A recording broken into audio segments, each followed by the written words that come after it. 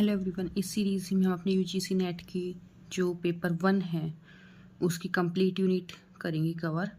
ये हमारी सबसे जो इम्पोर्टेंट सबसे फेमस बुक है केवीएस मदान, उसका हम बेस लेके चलेंगे और उससे सारे के सारे टॉपिक कवर करेंगे। तो अगर आपके पास ये बुक है तो आप उसको साथ के साथ लेके रिवाइज कर सकते हैं। तो शुरू करते हैं। सबसे पहले हम इसमें करेंगे अपनी यूनिट 6 लॉजिकल रीजनिंग। देखो इसमें हम कौन कौन से टॉपिक कवर करने वाले हैं। सबसे पहले आ जाएगा स्ट्रक्चर ऑफ आर्ग्यूमेंट। हमारे क्या क्या आते हैं, इसमें बहुत सारे क्वेश्चन बनते हैं, जैसे कि देखो mood, figure, formal, informal, fallacies जो आती हैं, ये सारी चीज़ें। और फिर अपनी deductive, inductive reasoning, analogies, Venn diagram, Indian logic, प्रमाणास, फिर स्ट्रक्चर एंड काइंड ऑफ अनुमाना। सबसे पहले हमारा आ जाता है इंट्रोडक्शन टू लॉजिकल रीजनिंग। देखो सबसे पहले इसमें हमें ये समझना है कि लॉजिकल रीजनिंग होती क्या है। तो हम मीनिंग ही देखेंगे। लॉजिकल मतलब लॉजिकली किसी चीज़ के ऊपर सोचना है, रीजनिंग करना, ये ऐसा रीज़न देना कि ये चीज़ क्यों है, कैसे है।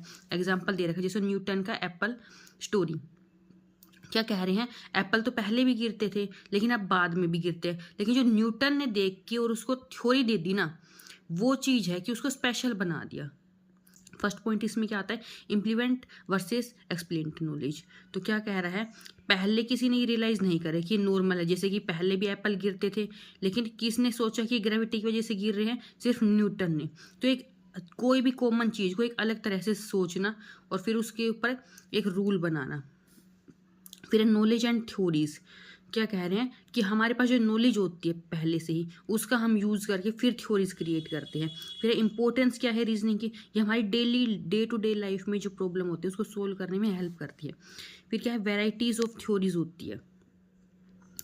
हर एक प्रॉब्लम में हम, क्योंकि बहुत डिफरेंट टाइप के काम करते हैं और डिफरेंट टाइप के वर्क में डिफरेंट टाइप की थ्योरीज हमारे काम आएंगी। फिर है logic as a way of life, कि हमारे लाइफ में हम जो भी काम करें ना, राइट रॉन्ग जो भी, हर एक चीज़ में लॉजिक होता है। हम क्रिटिकल थिंकिंग करते हैं, रैशनल सोचते हैं डिसीजन लेने से पहले, क्या हमें करना चाहिए नहीं करना चाहिए।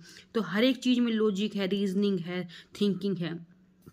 फिर है फ्लो ऑफ नॉलेज में हमारे आ जाते हैं, देखो दो टाइप की फ्लो ऑफ नॉलेज होता है, एक तो होता है डिडक्टिव और एक होता है इंडक्टिव रीजनिंग। हम दो टाइप से रीजनिंग करते हैं। डिडक्टिव में हमारा आ जाता है कि जो हम जनरल से स्पेशल चीज़ों के बारे में कंक्लूजन निकालते हैं वो, और इंडक्टिव में हो जाता है जब हम स्पेशल से जनरल प्रिंसिपल की तरफ जाते हैं। इसको हम आगे और डिटेल में करेंगे। अब देखो बेसिक स्ट्रक्चर ऑफ आर्ग्यूमेंट्स क्या होता है। सबसे पहले कोई भी अगर एक आर्ग्यूमेंट है, मतलब कोई भी हम किसी को कुछ बात कह रहे हैं कि नहीं ये चीज़ ऐसी होनी चाहिए, ऐसे होनी चाहिए, उसमें लॉजिक होना चाहिए। तो उसमें दो चीज़ आ जाएंगी, प्रेमिसिस और फिर कंक्लूजन। मतलब कोई भी एक स्टेटमेंट थी नॉर्मल, प्रेमिसिस क्या है, उस कोई हमने एक बात बोली, उसके एविडेंस दिया, हमने फैक्ट बताए और फिर उसका कंक्लूजन निकाल दिया कि ये चीज़ ऐसे होनी चाहिए। प्रेमिसिस क्या है, स्टेटमेंट है, कोई भी क्लेम है, पीस ऑफ एविडेंस है, उसको हम बोलते हैं प्रीमिसिस। मतलब बहुत छोटी छोटी टर्म है और हम ये सोचते हैं पता नहीं क्या चीज़ है ये। तो कंक्लूजन क्या है, किसी भी आर्ग्यूमेंट को प्रूव करने के लिए जो हम मेन पॉइंट देते हैं ना, क्लेम्स देते हैं, उसको हम क्या बोल देते हैं, कंक्लूजन। प्रीमिसिस स्टेटमेंट थी, कंक्लूजन जो हम लास्ट में प्रूव कर रहे हैं। इंप्रेशनल रिलेशनशिप, क्या कह रहे हैं, इस जो हम आर्ग्यूमेंट कर रहे हैं उसके बेस पे हम क्या करते हैं, इसको रिलेट करते हैं डिडक्टिव और इंडक्टिव रीजनिंग से। डिडक्टिव में क्या होता है, जो हमारे रिलेशन होता है वो बहुत स्ट्रोंग होता है और स्ट्रिक्ट होता है, लेकिन जो हमारा रिलेशनशिप इंडक्टिव में है वो वीक होता है, कि हमारा कैसा रिलेशन होगा प्रीमिसिस और कंक्लूजन का। फिर हमारे आ जाते हैं प्रोबेबल वर्ड्स इन प्रीमिसिस, कि हम कौन कौन से वर्ड यूज करते हैं, कैसे पता चलेगा। देखो जैसे आता है बिकॉज। बिकॉज अगर हमने बिकॉज कह दिया कि ये चीज़ ऐसे होती है क्योंकि ये ऐसे है, तो यानी कि हम किसी चीज़ ऐसे प्रूफ दे रहे, सबूत दे रहे कि ये चीज़ पक्की सच है ही है। और ये क्लेम्स भी तीन टाइप के आ जाते हैं, वैल्यू हो गई, पॉलिसी हो गई, या फैक्चुअल क्लेम्स हम दे रहे हैं।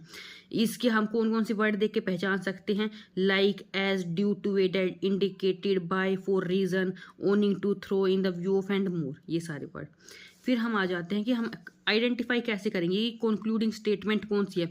हमें क्वेश्चन आएंगे कि कई स्टेटमेंट होगी और हमें ये पहचान कि कंक्लूजन किस में है, तो हम कैसे पहचान लेंगे।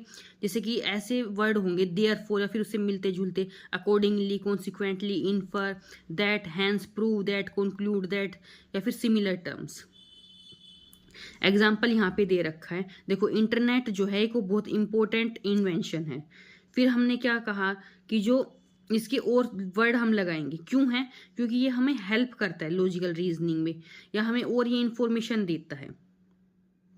तो अब हमने क्या कर दिया कि बहुत हमें इंफॉर्मेशन दे रहा है, तो हमने ऐसे प्रूफ दे दिया कि किस लिए ये इंपॉर्टेंट है, क्योंकि वो हमें बहुत हेल्प कर रहा है। तो लॉजिकल रीजनिंग जो है वो प्रोवाइड क्या कर रही है कि ये वैल्यूएबल इन्वेंशन क्यों है। फिर इवेलुएटिंग आर्ग्यूमेंट, कोई एक आर्ग्यूमेंट था, उसको हम कैसे प्रूव करेंगे कि ये सही है। तो इसको एग्जामिन करने के लिए हम क्या करते हैं, कोई एक स्ट्रक्चर ले लेते हैं एलिमेंट का और उसका कंटेंट ले लेते हैं। अब आगे आएगा हमारा एक और टॉपिक, सिलोगिज्म क्या होता है। ये क्या है? Is a form of argument that is connected with deductive reasoning. ये एक टाइप का आर्ग्यूमेंट है जो डिडक्टिव रीजनिंग से रिलेटेड है। और इसमें क्या होता है, एक मेजर प्रीमिसेस होती है, एक माइनर प्रीमिसेस होती है और एक कंक्लूजन होता है। आगे जाके इसको डिटेल में हम करेंगे। देखो, एनालोगस आर्ग्यूमेंट क्या होता है, use an analogy to support its conclusion. मतलब जो भी उसका कंक्लूजन है ना इस आर्ग्यूमेंट का, उसको सपोर्ट करने के लिए वो एनालॉजी का यूज करता है। और एनालॉजी क्या होती है?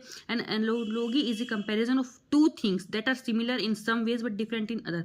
मतलब एनालॉजी मतलब हम कंपेयर कर रहे हैं कोई दो चीजों का जो थोड़ी थोड़ी सिमिलर और थोड़ी डिफरेंट है।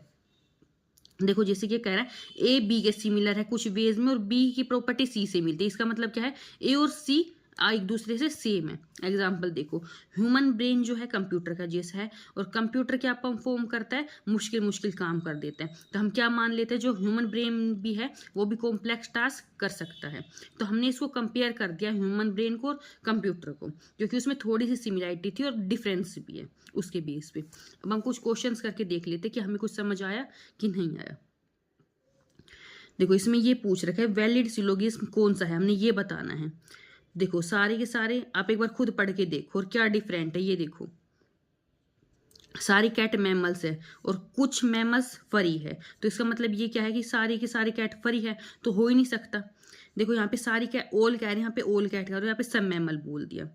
तो अगर यहाँ पे भी ओल होता ना तब ये हो सकता था। सेम इनमें भी देखो, यहाँ पे सम है, यहाँ पे सम है, तो हमने सारे सम वाले हटा दिया, हमारा ऑटोमेटिक आंसर आ गया। क्या कह रहे हैं?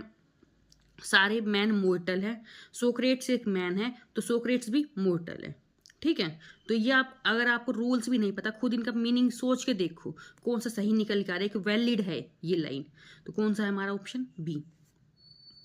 सेकंड देखो, which of the following is an example of a deductive argument.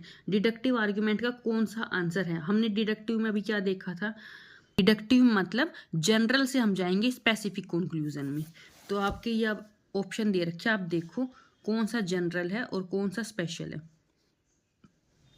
क्या कह रहे हैं? सारे स्वान्स जो हैं वो वाइट है, देखे गए हैं अभी तक, तो सारे के सारे वाइट हो जाएंगे। तो मतलब कि ऑल स्वान्स, ये जनरल है ना, स्पेशल है, मतलब सारे स्वान्स की बात कर रहे हैं और फिर जनरल बात पे जा रहे हैं कि स्वान भाई सफेद है। फिर यहाँ पे क्या कह रहे हैं कि रेनिंग हो रही है, रेनिंग होती है तो ग्राउंड गीला होता है, तो अब रेनिंग हो रही है इसका मतलब तो ग्राउंड इसीलिए गीला है।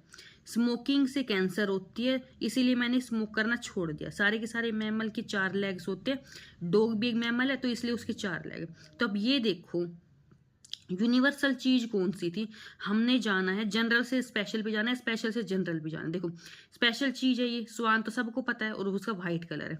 इसमें जो स्मोकिंग से कैंसर होती है सबको पता है, इसलिए मैंने छोड़ दी।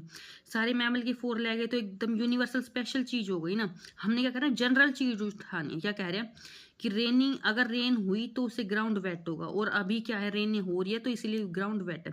तो हम जनरल से स्पेशल जा रहे हैं, तो इसका आंसर क्या हो जाएगा? बी हो जाएगा। फिर देखो थर्ड वाले, in a syllogism the term that appear in both premises but not in the conclusion is called. तो कंक्लूजन में नहीं होती लेकिन दोनों पहली 2 लाइनों में होती है, मेजर माइनर में, वो कौन होती है? Middle term.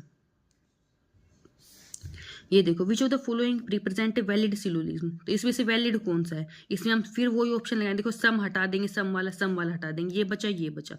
तो इसमें देखो, सारे के सारे मैन बर्ड्स है, जोहन एक मैन है लेकिन जोहन एक बर्ड है, तो क्या ये सही आपको लग रही है? फिर ये देखो, सारे कोई भी रेप्टाइल मैमल्स नहीं है, सारे के सारे जो डॉग है वो मैमल्स है, इसीलिए कोई भी डॉग रेप्टाइल नहीं है। तो इसका आंसर क्या हो जाएगा? डी। अब हम अपना नेक्स्ट टॉपिक नेक्स्ट वीडियो में करेंगे, रीजनिंग डिडक्टिव और इंडक्टिव एकदम डीपली। मिलते हैं अपनी नेक्स्ट क्लास में। Thank you.